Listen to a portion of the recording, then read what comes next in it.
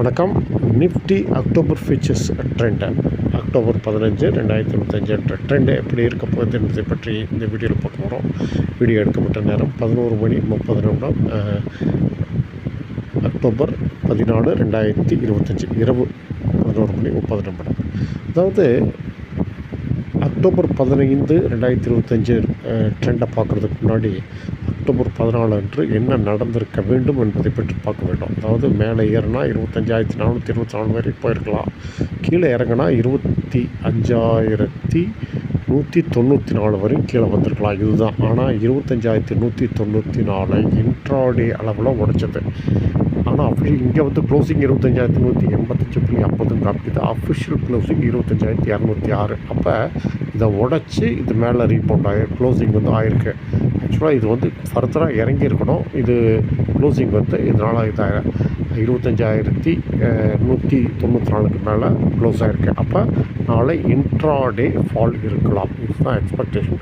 என்ன அளவுகள் என்பதை பற்றி அடுத்த பாட்டில் சொல்கிறேன்.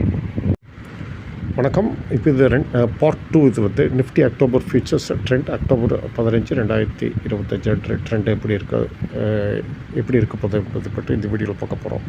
எப்படின்னா நேற்றைய கேண்டில் படி, நேற்றைய க்ளோசிங் படி, அதாவது 25,206 அஃபிஷியல் க்ளோசிங். என்னுடைய கணிப்பு இன்ட்ராடே பேனிக் 24,951 வரை இருக்க வேண்டும். சரி, இப்போ நிலைகள் என்ன என்று பார்த்து விடுவோம். இப்போ கிஃப்ட் நிஃப்டி வந்து ஹையராக ட்ரேட் ஆகிட்டுருக்கு 25,271. இதை ஓப்பனிங்காக வச்சுக்குவோம். இதுக்கு மேல் வர்த்தகமான அப் ட்ரெண்ட், அப் டார்கெட் 25,461. இதற்கிடையில் 4 மணி நேரம் ரெசிஸ்டன்ஸ் 25,307. இந்த நிலைகள் சப்ளை ஜோன் என்று கருதப்படுகிறது.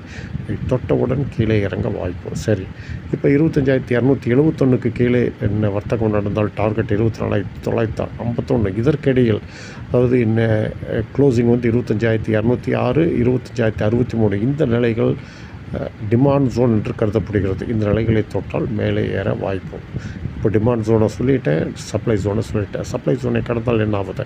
25,461 என்ற நிலை கடந்து ஹோல்டு செய்தால் ஏற்றம் 25,716 என்ற நிலை வரை இருக்கும். சரி, டிமாண்ட் ஜோன் 24,951 உடைத்து ஹோல்டு செய்தால் சரிவு 24,696 வரை சரிவு இருக்கும். இதுதான் நிலைகள். இதுக்கு தகுந்தாற்போல் உங்களை அமைத்துக் கொள்ளுங்கள். நன்றி, வணக்கம். மீண்டும் அடுத்த சந்திப்போம்.